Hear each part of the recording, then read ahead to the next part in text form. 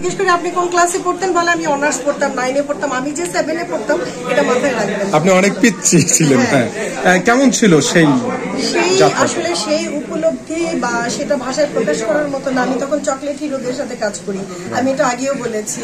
রিয়াজ ভাই, শাকিব খান, ফিরদৌস আমার হিরো, এর মধ্যে হঠাৎ করে অ্যাকশন একটা চেহারা মারুক, তো আমার কাছে বারবার আমি কেমন যেন একটু লাগছিল। তো কাজী হায়াত কাকা এসে বলে, মা আমার ছেলেটা এই ছবিটা তোমার জীবনের একটা শ্রেষ্ঠ ছবি হয়েছে। অ্যাকচুয়াল তাই হয়েছে। মারুফ একজন অভিনেতা এবং তার পুরো পরিবারকে এই ছবিতে আশেপাশে আমি পেয়েছিলাম। কাজী হায়াত পুরো ফ্যামিলিটাকে পেয়েছিলাম। ওই ছবির অভিজ্ঞতা কোনো ছবির সাথে ম্যাচ হবে না। ইতিহাস যখন করেন তখন কি আসলে ভেবেছিলেন যে সারা দেশব্যাপী এই সিনেমাটা? একদমই ভাবি নাই সারা দেশব্যাপী, একদমই ভাবি নাই।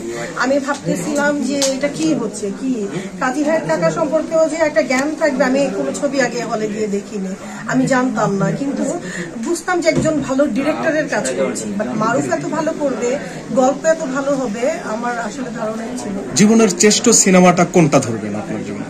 আমার প্রথম ছবি কেন ভালোবাসলাম, আর ইতিহাস তো অবশ্যই, আরো অনেক ছবি আছে। একটা মায়ের কাছে সন্তান ছবি, কোনোটাকে বলা যায় না।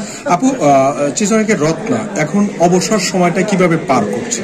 আমি তো আপনারা জানেন আমি ওকালতি পাশ করেছি, পেশায় একজন শিক্ষানবিশ উকিল।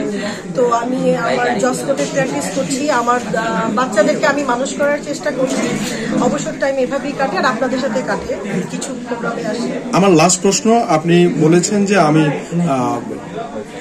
শেষ বয়সে, মানে শেষ মুহূর্তে, মানে এখন থেকে যে কোনো সময় আপনি সিনেমা রঙিন জগৎ ছেড়ে হজ করবেন, একটু বলবেন সেই হজটা?